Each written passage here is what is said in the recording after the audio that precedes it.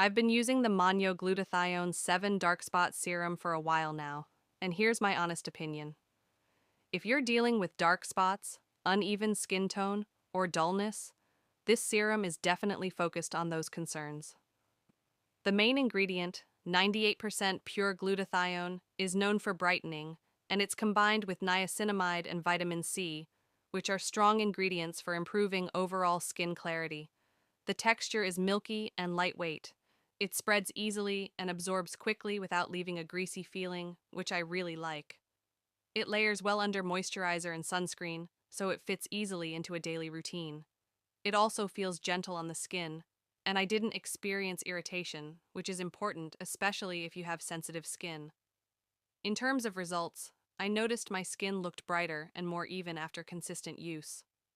Smaller dark spots started to fade gradually, but deeper pigmentation takes more time. It's not an overnight miracle, but with regular use, it does help improve overall tone and radiance. Hydration is decent too, thanks to ingredients like hyaluronic acid, so it doesn't dry out the skin like some brightening products can. Overall, I think it's a good option if you're serious about targeting dark spots and dullness.